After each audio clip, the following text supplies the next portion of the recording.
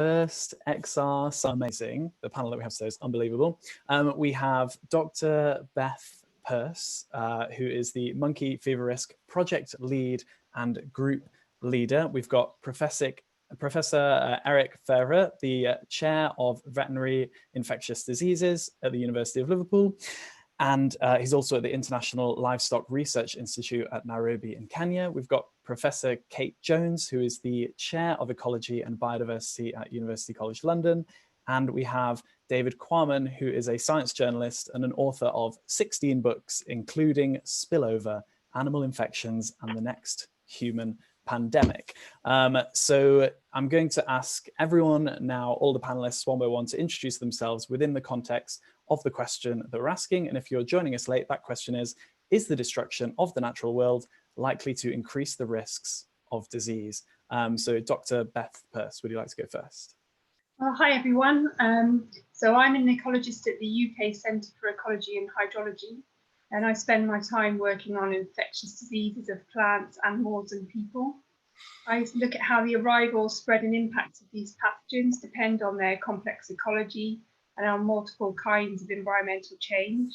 So for example, for livestock diseases that are transmitted by midges like gluten virus, we've looked at how the spread of the disease across Europe is linked to increasing temperatures and how spread depends on the seasonality and the preferred habitat for European midge species. And then for fungus-like Phytophthora pathogens that attack forests, we've linked arrival in new areas to the live plant trade. And also we've examined whether particular characteristics of pathogens like their temperature tolerance, whether these make species more likely to arrive and establish in new areas. And then more recently, within the Monkey Fever Risk Project, we're looking at a tick-borne disease called Kaya-Senor forest disease in South India. And this affects people that depend on fragmented forests for their livelihoods, such as smallholder farmers. It causes a devastating hemorrhagic fever and kills up to 10% of the unvaccinated people that it affects. So we're investigating why some people and some places are more at risk of disease in different parts of the fragmented forest landscape, at the interface between human habitats and forests, and what this means for disease management. So people's exposure depends not only on how tick vectors and wildlife hosts like monkeys and shrews are tied to different habitats within the forest, but also how and why people use these forest habitats for different livelihood activities. So we're conducting fieldwork and models to untangle these processes. And then a big priority for our team is to sort of integrate this understanding into tools that can help decision makers improve the targeting of disease interventions like vaccination for Kaya-Senor forest disease and tick surveillance. And then soon, we're hoping to extend this work to other diseases that affect these rural communities. So this includes the mite-borne scrub typhus and the rodent-borne leptospirosis. So thank you very much. It's a pleasure to be here. Thanks so much, Dr. Beth Purse. Thanks for joining us. Professor Eric Ferrer. Hello, everybody. Also, a great pleasure to be here. Thank you for inviting me. So, as you say, I'm at the University of Liverpool in the International Livestock Research Institute in Nairobi in Kenya. And I'm essentially a biologist, but I work on infectious diseases with a team of vets and medics, other biologists, social scientists, and others. And we're really interested in the way in which pathogens move between animal hosts and human hosts, these so-called zoonotic diseases, which is a big focus of our research, and really understanding the mechanisms by which a pathogen may find an opportunity to go from an animal into a human host. In part, this is about understanding the landscapes that humans and animals share, and in part, it's about understanding the biological interactions between different host organisms. A lot of the focus of our work is around livestock, but we're also interested in lots of other species, particularly peri-domestic wildlife species that share a space with urbanized humans. And so really the summary of what we do is really to study the interfaces at which interesting biological, social, and physical interactions take place, giving the opportunity for pathogens to move between groups of species. Thank you. Professor Eric Fevre, thanks so much for coming on. Professor Kate Jones, if you could introduce yourself in 2 minutes as well, please. Hi, thanks for the invitation to come on and speak to everybody. I'm Professor of Ecology and Biodiversity at University College London. I'm also a fellow at the Zoological Society of London.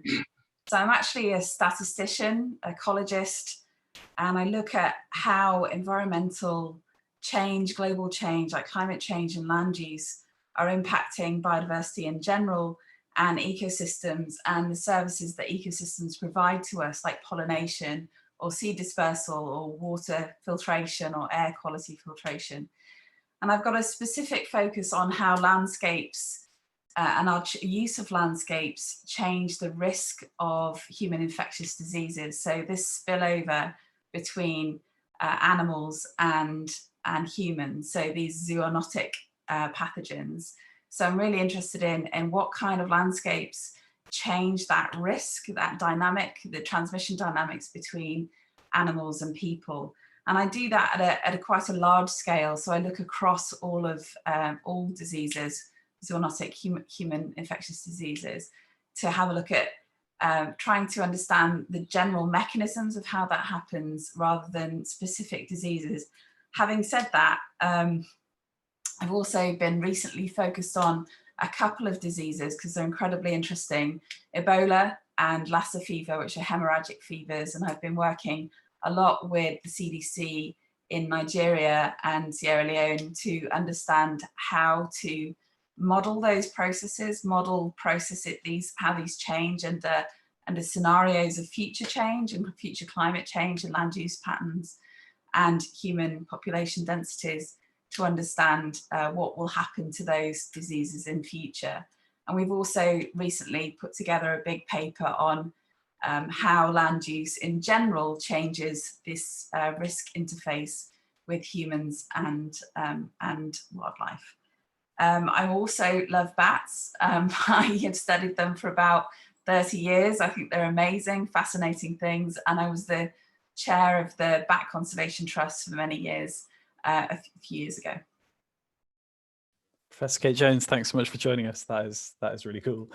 And finally, we've got David Quammen joining us. If you could also introduce yourself in 2 minutes. Thanks so much. Yeah, thank you, Matthew. And thank you all for including me. I'm really glad to be part of this, honored to be part of this.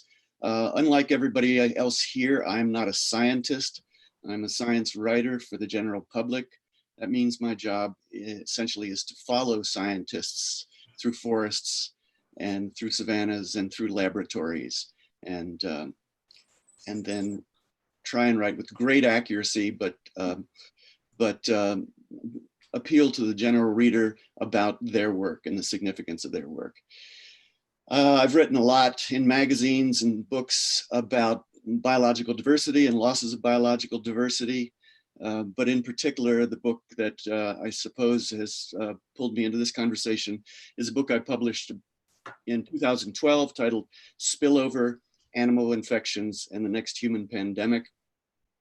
It's a book about these zoonotic diseases that we've been mentioning this morning.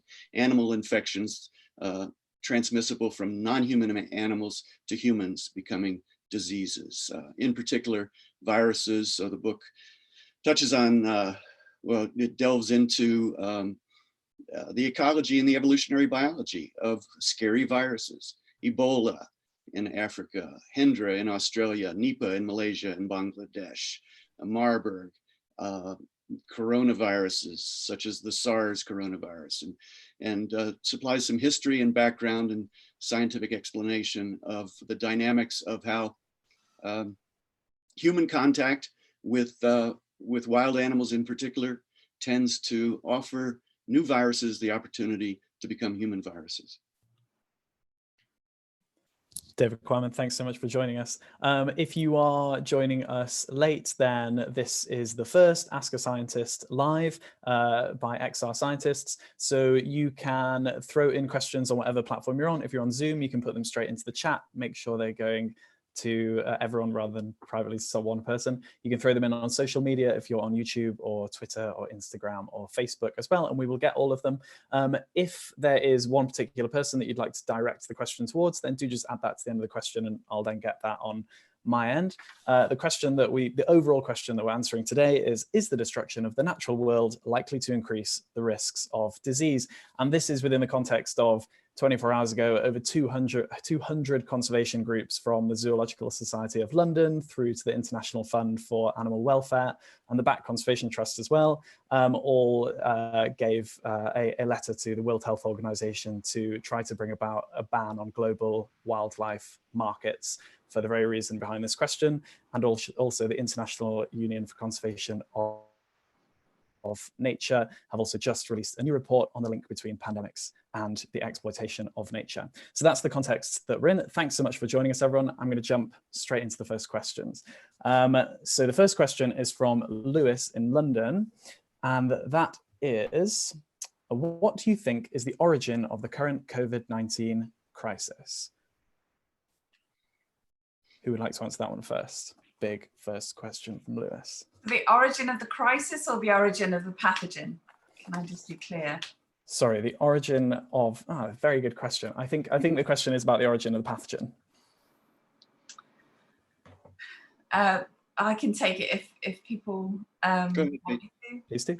So the origin of the pathogen is probably has an origin in horseshoe bats in China. I say that because coronaviruses have a long history and association with horseshoe bats, and the COVID genetic sequence is quite similar to ones which we already know are circulating in those species. How it got to humans is less understood. It could be through this live animal market, but it also could be from another source and just appeared in the live animal market. There could be other animals involved. So pangolin has been suggested because it's very similar to a coronavirus in pangolins. We don't really know. I think it's still up in the air about where and how it spread into humans. Professor Kate Jones, thanks so much. Great answer. So the next question is from Kevin in the United States, and it is, to what extent is the COVID-19 crisis due to the ecological crisis, the climate crisis, or indeed a function of overpopulation? Who would like to take that one? I can say something, perhaps. Please do. So I don't think that the spread of COVID-19 as we have seen it is directly related to the climate crisis.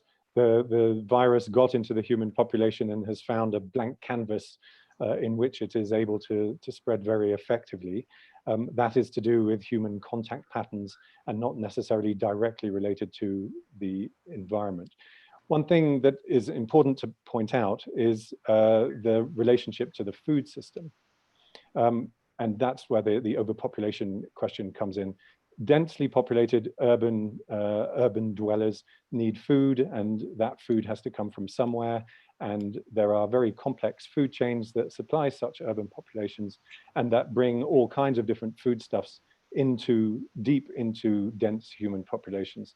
And that is, as Kate has just been suggesting, one possible way in which the virus got into the human population. Professor Eric Ferrer, thanks so much. There is one quite detailed question which has just come in live directly. So that is, so I'm just going to read it out as it's come in. We've learned a lot about the entry portal of COVID through ACE receptors. To what degree do antibiotics, antivirals, and other drugs alter microbiomes to impact the virility of a virus? And do you think that ACE inhibitors and ARBs are increasing morbidity and mortality, as we are seeing so many African Americans with HTN and DM disproportionately impacted? And this is from someone called Chrisselman. And can whoever answers that question please also explain to people about ACE inhibitors, sorry, ACE receptors, ARBs, and so on. Sorry, that's a very heavy question to have handed over. Would anyone like to take that one? Who's the medical doctor on this? I'm totally unqualified to answer that question. In which case, we shall move on to the next one. Well, unless you'd like to. I'll say a couple of things at my peril. I have been hearing from clinicians about the question of ACE inhibitors and ACE receptors, and whether blood pressure medicine, which is what we're talking about when we're talking about ACE inhibitors and ARBs, I believe, hypertension medicine, whether it increases the risk of a case of a patient to a severe version of this disease. And I think that's an important question, but I've communicated with an epidemiologist in Italy who is looking at that in Italian cases. I've communicated with people in the US. I know that Lancet and the New England Journal of Medicine have published questions on that, but I don't think there's an answer. I think at this point it's an important area of research, but it's too soon to say that there is a strong linkage here, and that we older folks should all go off of our lisinopril immediately. The data are not in. David Quammen, thanks so much for answering that. This is the great thing about a panel of scientists, is that no one is going to pretend to know something that they don't know, and so you're going to get really good answers. Okay, so, and I'm sorry for throwing that one in everyone's direction. Okay, the next question is from Mac in Canada, and that question is, what can we do as individuals, but also as a society, to avoid future pandemics? And Beth, perhaps you'd like to take this one? Yeah, so, well, I think I think it does come down to these sort of food chain issues where we need to understand, I think the food chain is obviously very connected globally, so maybe our buying behaviour in terms of food that we buy can affect what happens quite locally then in tropical areas where the highest impact from these diseases is happening. So I think it can be quite complex. There are often sort of national and international factors at play that then have these very local impacts. So for example, with the example of Kayasunior forest disease in South India, back in the 1980s, there was quite a large increase in epidemics because of cashew plantations that had been the cause of deforestation there, and they were linked to sort of international development projects. So there can be these kind of international drivers that then have these local impacts on disease transmission.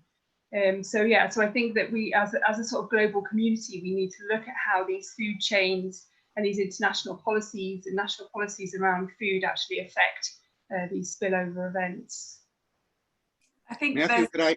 Oh, go ahead, Kate. Thank you. I think there's a lack of understanding of exactly how deforestation or agricultural intensification or any kind of human disruption like urban areas, how that influences our risk of getting these diseases. And so it's really hard to go from specific examples to a generalized mechanism. And I think we really do need to start to understand if there is a general mechanism here, or what the kind of processes are. And until we understand the processes, so it's not as simple as cut the forest down, you get more epidemics. There's a really complex set of interactions here. It's a wicked problem. And so until we start to understand what those are, it's not going to be predictable about what, when and where these things happen. So we really need to put some more focus on understanding how these really complex interactions work. And then we can start to understand how to stop it. Can I also add something? Sorry, I think David was first. Should we let David jump in first then? Yeah, I entirely agree with what Beth and Kate have just said. And just to add to it, I think maybe it's a moment to address the point that some people are inclined to say, well, okay, this is a pandemic that began because Chinese people are eating bats, or Chinese people are bringing bats to wet markets in Wuhan, and the bats are shedding virus into pangolins, and they're eating pangolins. And if these people didn't have these practices, these tastes for wild animals, then this wouldn't be happening. There's a particularized validity to that, and the trade in wild animals captured from the wild does increase our jeopardy of becoming exposed to these new pathogens. But it's important to remember that there's enough responsibility to go around to everyone.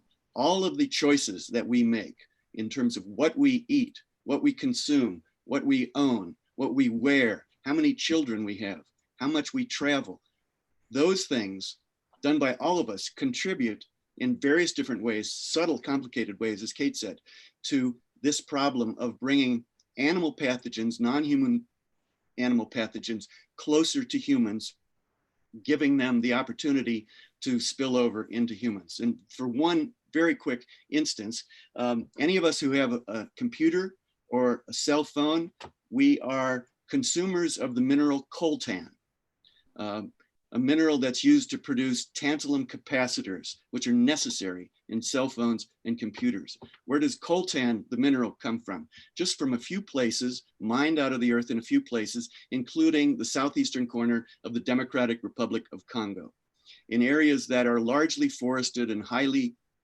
biodiverse, places where there are forest elephants and lowland gorillas and lots of kinds of bats and porcupines and rodents and all sorts of things.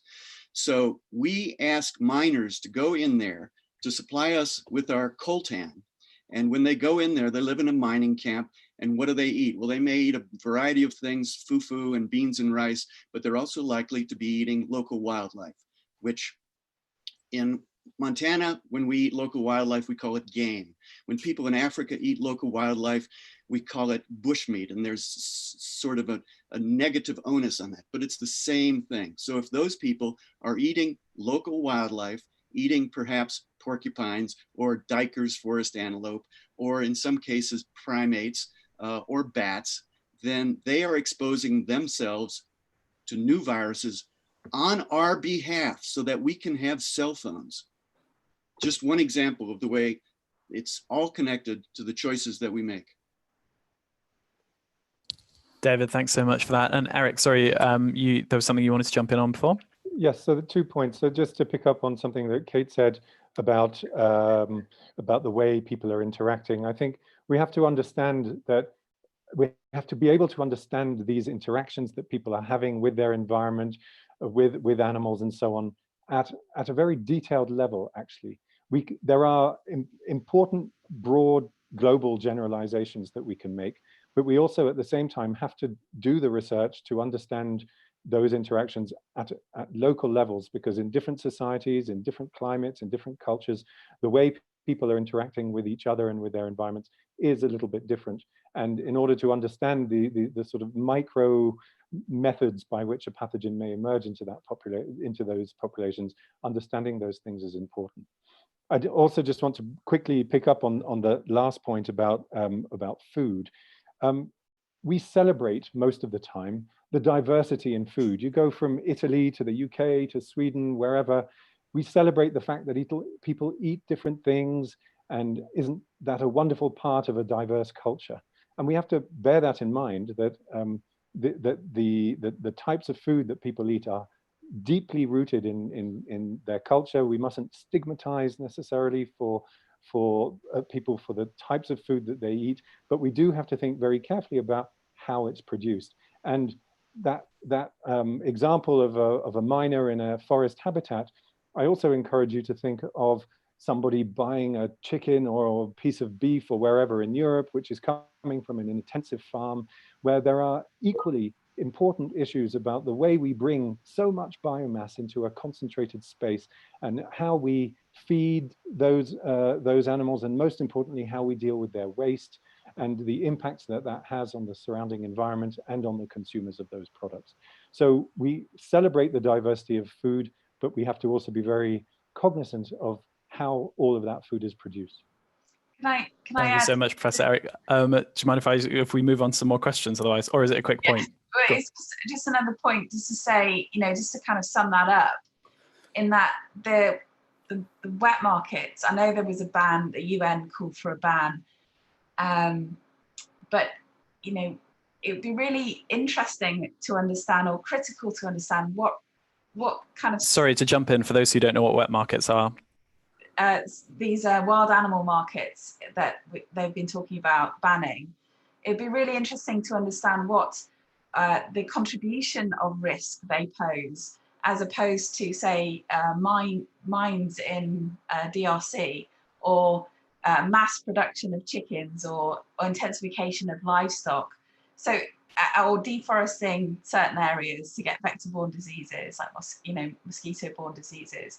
So it could be that the wet markets do pose some risk, but actually in the whole scheme of it, they aren't as risky as you might imagine in the first place. So it's not just one answer, but you can ban these things and then that's it. We have a joint responsibility for our actions of destroying ecosystems and impacting them in ways which are causing these spillovers to happen. Professor Jones, thanks so much. Oh, sorry. Could I add something, or do we have to move on? Go on, go quickly. We've got so many questions to go through. Okay. So go on. It's also really important to understand that wet markets are essentially places where fresh food is brought to be sold. And they are therefore essential to the food security of many people who live in urban environments who need access to that food. It's not just places where wild animals are sold, it's also places where fresh chicken or fresh goat or fresh beef, whatever, fresh milk are also mixed up and sold. And there may be better ways to manage those environments, but they are so important to the food security of populations who aren't able to grow their own food, be that in China, in other parts of Southeast Asia, or indeed in Africa. Thanks so much, Professor Eric Fevre. There have been some amazing answers to that question. Okay, let's jump into some other questions and get some short answers to these ones so that we can get through a few more, because it'd be great if more people are able to throw questions in, although those answers were amazing. So I also will try not to stop you guys from talking. So another question that's come in from Julia Stewart from the UK. Can human impact on bat habitats, so going back to bats, but I guess this can be framed with any animal, can human impacts on bat habitats compromise their immune system, and could this increase the risk of the virus being transmitted to humans? And if someone could answer that framed with other animals as well. I think that is true, that human impacts could alter their immune systems, or it could be that human impacts on habitats could not just affect the species that are there, but also act as a filter, so that species just can't persist in those habitats, and the ones which can have certain life history characteristics which make them more adaptable to those environments. For example, these are species which reproduce fast, they kind of live fast, die young.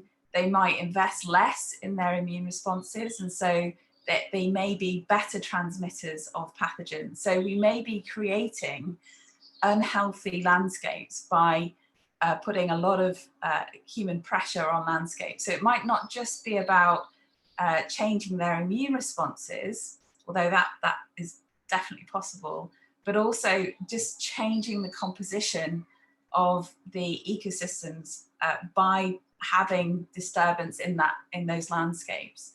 So there's kind of two aspects of that, really, and we don't really understand the relevance, how relevant each one of those is at the moment. There's another question from Tom that someone called Tom that follows with, is it not the case that climate heating has led to a decrease in insects, driving bats close to human habitations in search of food?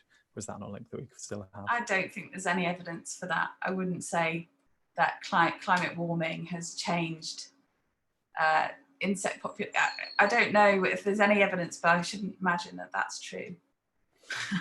Okay. I think so climate warming has caused the decline of sort of pollinators and a lot of rare insect species, but I guess we don't really know sort of whether those are the same species that bats feed on, and there are other insects that may have been benefiting not only from climate warming, but again from this sort of human disturbance. So a lot of the say insect vectors like the Asian tide mosquito that have been able to invade new areas are sort of container breeding mosquitoes that can live in water containers that are around human habitation. So we're kind of creating habitats for them, and then they have other characteristics, like they also have a broad host range, so they're more likely to bite people and transmit diseases as well.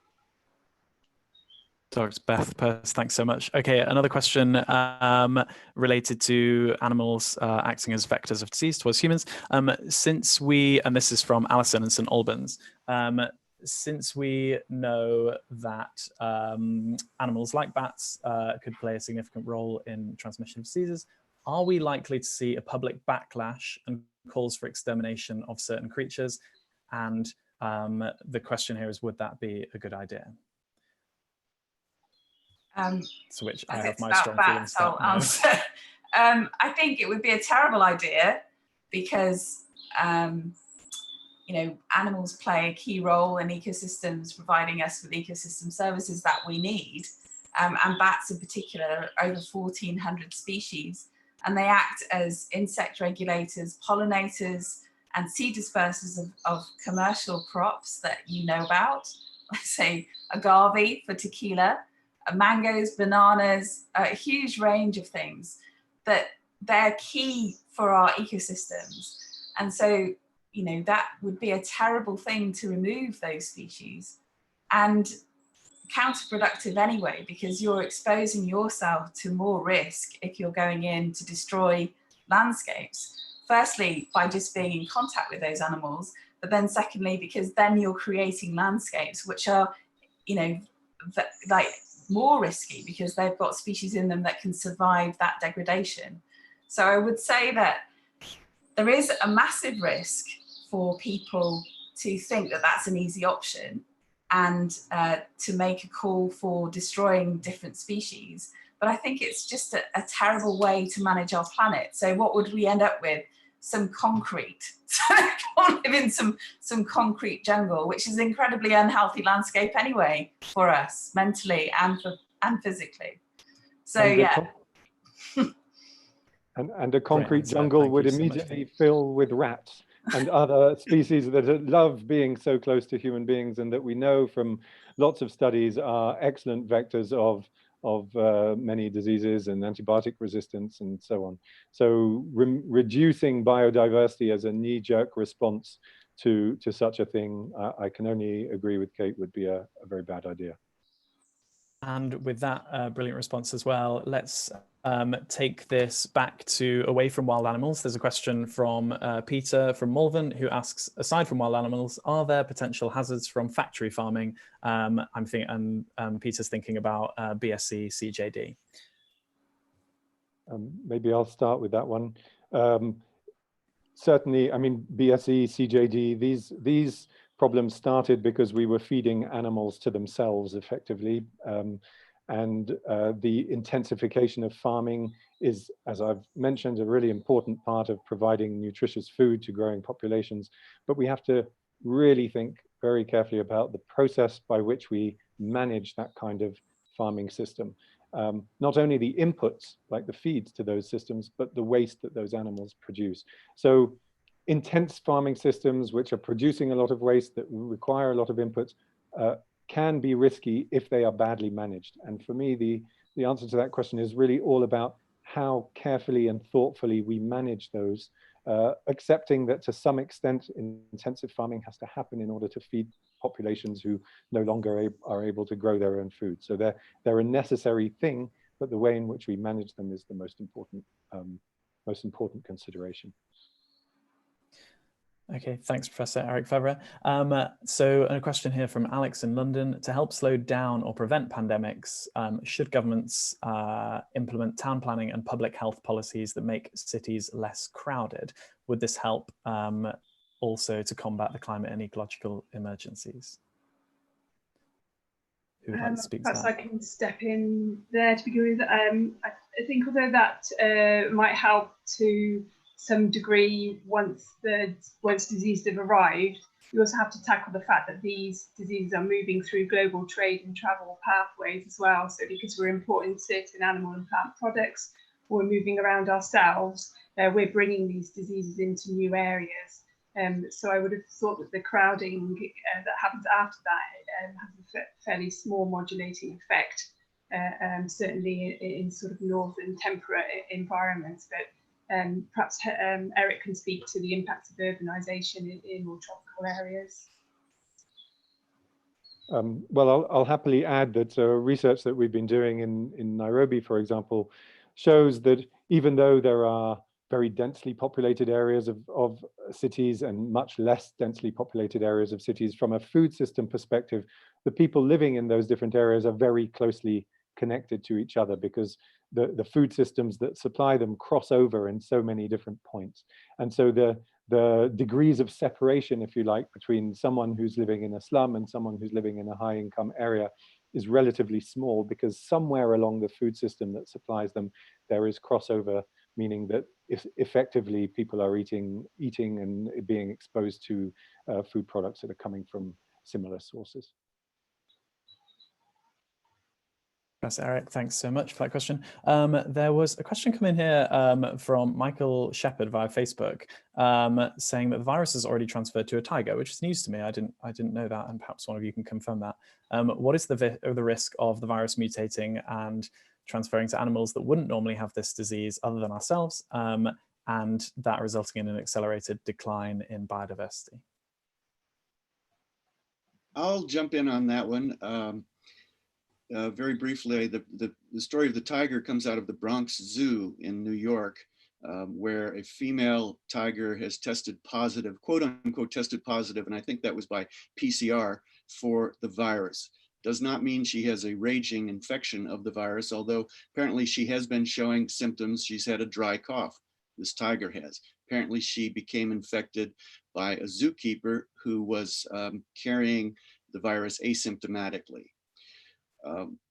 I think it's true, and maybe Kate can correct me on this if I'm wrong, that felids, the cats, as well as ferrets and civets, have ACE receptors that are similar in their respiratory tract cells, among other places, to the ones in humans and the ones in the horseshoe bat that was the ultimate host for this particular virus. So it's not all that surprising, I suppose, that a cat would test positive. If I understand the second part of that question right, I would say the last thing we need to worry about right now is that spread of this virus anthropozoonotically from humans back to non-human animals is going to account for losses of biological diversity.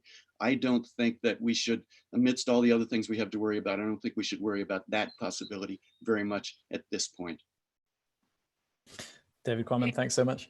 Maybe just to add a bit to that, David. I think there's some worry for non-human primates at the moment. Yes, like you know, for like Gombe, for the chimpanzees, and for gorillas in Rwanda, etc. Those kinds of places. That I think they're trying to think about how to do some social distancing between visitors and wildlife populations. So perhaps it might be the non-human primates that get a focus just for the next period where we don't really understand how transmissible it is.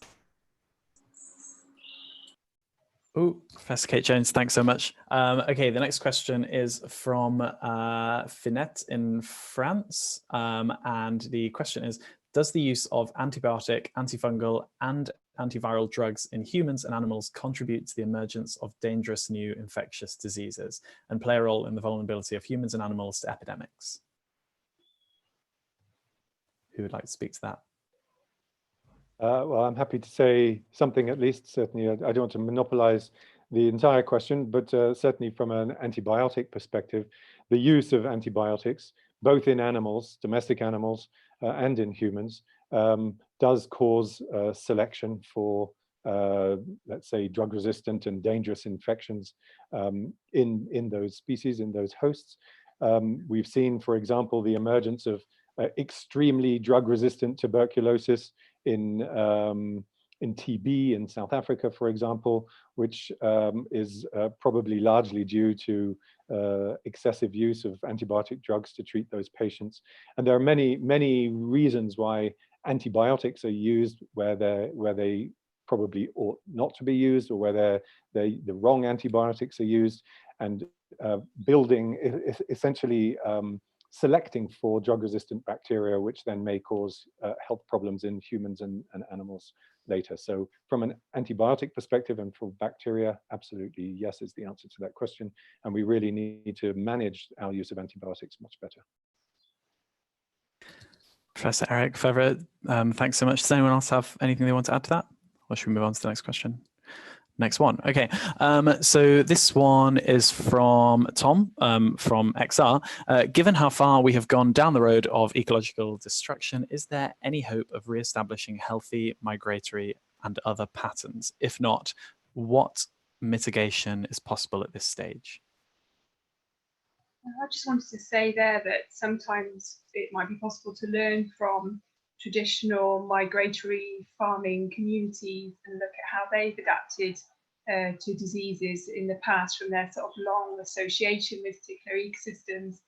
So I'm thinking, for example, there's a group of migrant farmers called the Dangas in Maharashtra in India, and they actually responded to sheep pox. They sort of moved down the country, taking their sheep with them in small groups, and they responded to sheep pox by basically growing beards, and then they dye their sheep with turmeric so that farmers with other groups of animals can see that they're infected with sheep pox, and then they basically don't co-graze their animals together to avoid the risk of transfer of pathogens. So I think sort of with that, there's also sort of traditional remedies for infections and barriers to vectors that these communities that have got these long associations with ecosystems actually use.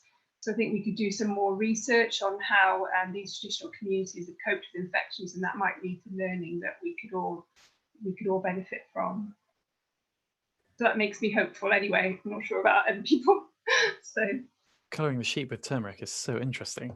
Okay, next question from Cara in the UK, which is, how can people who depend on hunting wild animals for their livelihoods be supported and enabled to transition to other ways of living if necessary in the future? And I'd also like to add, not just hunting wild animals, but any engagement with the wildlife trade. How can we best support these people to encourage transition? No one's stepping up to the plate for that one. Well, I think to begin with, you have to find out what people's priorities are and what their livelihood depends on. And you actually have to ask them questions about whether it's possible for them to change their activities. So if they go into forest, for example, at a particular season, can they change that activities? Do they have alternative sources of income? And it's only really by engaging with communities that you can actually find those things out. So that's my vague answer to that. I think that makes a lot of sense. Okay, so this one is from Lucy in London, and this is about the long-lasting implications of the current global lockdown has not only slowed the effects of COVID-19, but also led to the recovery of certain forms of wildlife. Will the lockdown have any long-lasting beneficial impacts on climate change or the natural world? Will there be any long-lasting impacts, beneficial impacts? I guess I could take that one. I think, just stopping for a few months is not going to have a big impact on wildlife populations maybe in the short term, but not in the long term. But I'm kind of hopeful that this will make us pause as a society, as a global community, to understand how diseases like this emerge, what the processes are and what the mechanisms are, and what that means for our global economy, and what we're doing that's making this more frequent. And so maybe it's a way to pause and think about, well, what do we need to change? And so maybe this post-COVID world might be a bit different in terms of less exploitative and thinking more long-term about, when you're thinking about deforesting an area and putting a farm up, what are the long-term consequences of this? Not just about epidemic spread, but endemic zoonotic spillover as well, endemic diseases. But they're just like, that's what happens constantly, not just a catastrophic epidemic, but what are the burdens between development and health and consequences on biodiversity. So I think maybe there will be a point of reflection and understand how best we can actually manage our planet in a much more healthy way. And I think part of that is going to be engaging public health and the global public health community into mainstreaming biodiversity and mainstreaming ecology into their system, because at the moment they seem to be quite siloed. So public health people don't often think about ecology or biodiversity. Matthew, if I might briefly add to that, what Kate said. I think that this, I agree with Kate that a temporary shutdown of our economies, our travel, etc. I can't see that as having much of a long-term positive effect on biological diversity. But this crisis itself, this pandemic, is, I think, going to be a very important point in history, a very important, in a very dark way, opportunity.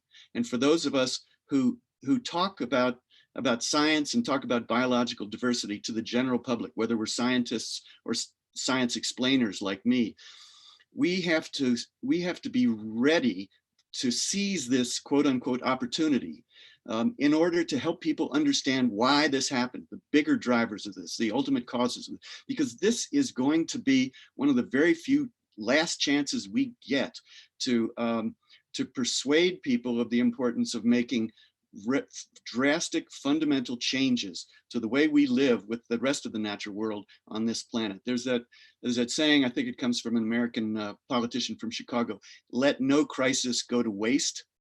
This is a crisis that we must not let go to waste. We must take this and help people understand it in a way that that serious change will be made on the other side.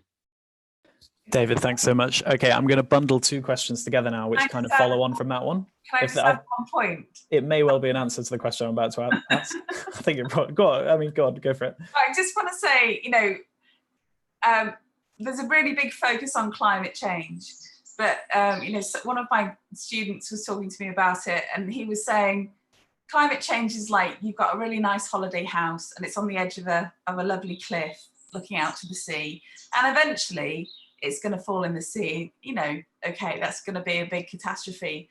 But land use change and what we're doing to ecosystems is like it's also on fire. So we need to, you know, seize this opportunity to make the example clear that land use change and ecosystem destruction is happening right now, and the effects are being felt. Climate change is slightly later. But that's also an emergency. But we've got a crisis now. Professor Kate Jones, thanks so much. Okay, that is kind of the answer to the question I was about to ask. I'm just going to bundle these two questions together and allow different panelists to come in on these. So one of the questions is, what do you think are the next best steps for the environmental health, ecology and land use community, so the general community of us, to get governments to understand the link between environment and health that we're discussing? Is it more research? And that's a question from Amy. And the question I want to bundle with that as well is from Luke Flegg and come in via Facebook. And that is, what immediate government policy changes would you recommend? Who would like to come in on those? Take the first one, given the choice. I guess it's been a concept that's been around for quite a while, the One Health concept, which sort of recognises that human health, animal health and environmental health are all interlinked with each other. So in a way, I think it's not the case that, say, land use scientists and ecologists will be able to persuade governments by themselves of the need to look more into the ecological dynamics of systems and things. I think it will have to be a whole set of people in a room. You have to get the public health people together, the animal health people together, the forestry people together with the ecologists all in the same room to actually discuss diseases. I would also say that you need to look at the mechanisms by which things emerge across different disease systems. And we also need to sort of focus our research also at the times at which the disease impacts are not being felt, sort of between epidemics, and also in places of origin where those viruses are actually not causing damage. So we need to sort of shift some of the intensity of our research efforts, not just to the places and times where impacts are felt, but also to where these things are circulating silently. Dr. Beth Purse, thanks so much. Sorry, go on, Kate.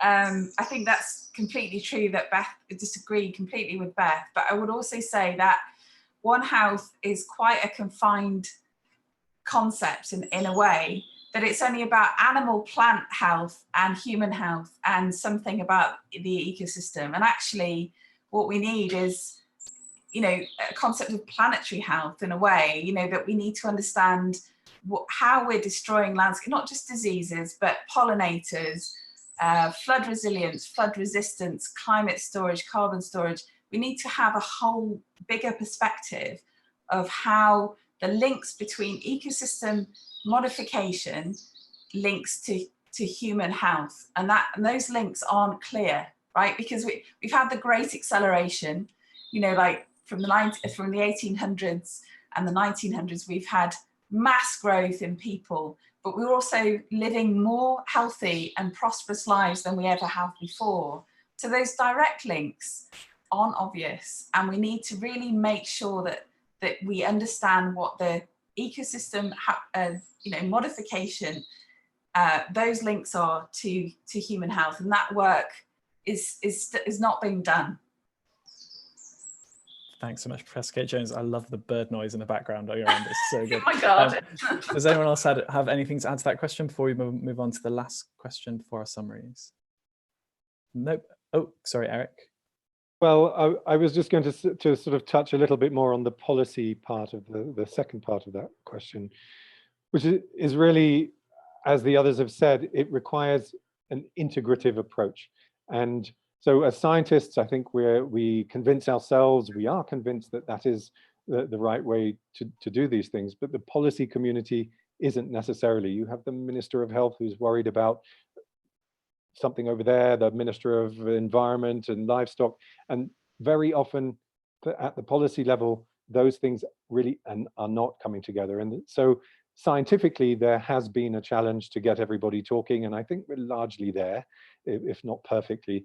But at the policy level, there is still a real gap to get those people who are responsible for making decisions about how we manage these things to talk to each other and understand each other's problems, informed by the kinds of evidence that we as scientists can provide them. I think that's especially true because often health managers and policymakers are not just dealing with these emerging disease events, they're also dealing with all the other things people normally get in terms of, say, cancer, obesity, all the other things that people are dying of. So it's not just the complexities of the mechanisms by which these diseases emerge, it's also how do these diseases interact with each other, and how does investing health system efforts in one disease have knock-on impacts for other diseases. Thanks so much. Okay, let's move on. This has been amazing. I wish we could carry on for longer. Let's move on to closing remarks because we're starting to run out of time. So if we could have from each of you one take-home message from this discussion, that would be fantastic. And if you could also include, if you're able to, there's one final question from Lewis in London, which is, how can we best communicate the links between COVID-19 and the climate and ecological emergencies to Extinction Rebellion rebels and the wider public? And so if you could, if you were able to give us one take-home message and any thoughts on how best to communicate the link, then that would be fantastic. Who would like to start? I'm speaking very slowly to give whoever is going to start a little more time. Okay, I'm gonna have to throw someone into the ring. David. Sorry. Order from the beginning, I guess. Okay. All right. Thanks very much for that, Matthew. A couple of things that I want to say. First of all, I'm glad to be part of this because I have been flapping my jaw about COVID-19 for the last 7 or 8 weeks on various forms of media. I'm very tired of hearing my own voice, so I'm delighted to hear the voices of my colleagues here. I'm learning new things. I'm hearing new wisdom from them. So that's a great benefit to me, and I hope it will be to the audience. I'm sure it is. Second thing I'd like to say is that in terms of COVID-19, in terms of us helping people understand this event, I think it's important to say that this has not been a failure of science. We always need more science. We need more virologists. We need more viral discovery. We need more knowing of what viruses are out there in non-human animals and pathogens of all sorts, so that we won't be taken too much by surprise. But we had much of the science that we needed. We had excellent science on coronaviruses that alerted us to the fact that they should be near the top of the watch list. It's not a failure of science. It's a failure of policy. It's a failure of preparedness. It's a failure of the people who control the wheels of government to hear and to internalize and to act upon the warnings that were coming from science. And why do people like Donald Trump and Boris Johnson and others have an inclination to dismiss those warnings? It's because it's very expensive to invest in preparedness for something that might or might not happen on your watch. I think that's a crucial reason. So as citizens, as well as people who care about the natural world, loss of biological diversity, care about one another, concerned with this crisis, we need to understand that. We need to understand that it's important to require our leaders to be prepared for the next one much better than that they have been prepared for this one. And that means spending money and spending political capital on public health, on more science, on more technology for dealing with this, all of the things you've heard about: diagnostics, test kits, viral discovery, public health, excess capacity of our healthcare systems, and all that. It's our leaders who have to act on the information that science is already supplying. David Carman, thanks so much. Shall we move on to Professor Kate Jones and your cat, who just came on screen? And if each of you could keep it to a minute and a half or so, that'd be good, because we're actually already over time now. Pretty hungry. Yeah, so I would say, I'll give you an anecdote. I work at UCL, which is on Gower Street in London, in Bloomsbury. And I walk past the Wellcome building every day. And the Wellcome building is Wellcome, where Wellcome lives, and their public health body.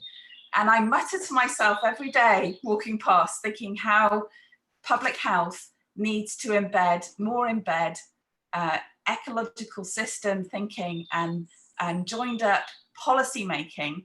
And I mutter to myself when I walk past that building every day.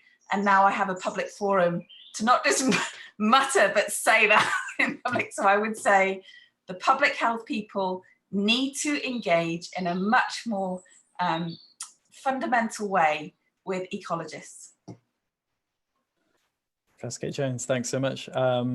Eric Ferry, would you like to go next? Thanks, Jess. I'll be brief. I'll just say that we can't avoid habitat alteration. We're a growing human population. We haven't controlled our population growth. And there's no way that we can avoid having some degree of habitat alteration where we decide to plant our flags and grow our food. But what we have to do is understand the habitats that we're creating by doing that, understanding in particular the interfaces between our human created habitats and the habitats around us.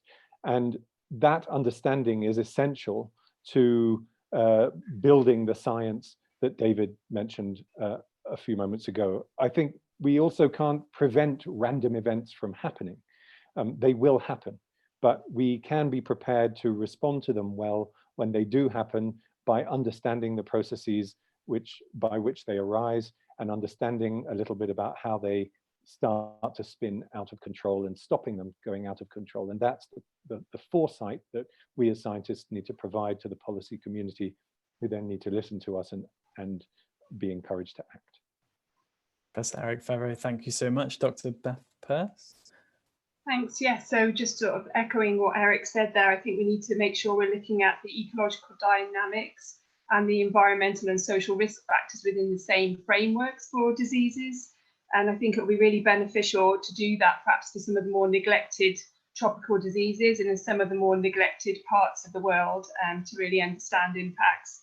And then I think key to sort of persuading public health and policymakers to come on board is involving cross-sectoral decision makers in your research from sort of international, national down to community level, and actually involving the local communities and trying to understand the extent to which behaviour change might be possible. Dr. Beth Purse, thanks so much. Okay, we have come to the end and we're a few minutes over, so I'd just like to say a very quick thank you to everyone who's come aboard. Thank you to everyone who was putting in questions on the Zoom. Thanks to everyone who was putting in questions on social media as well.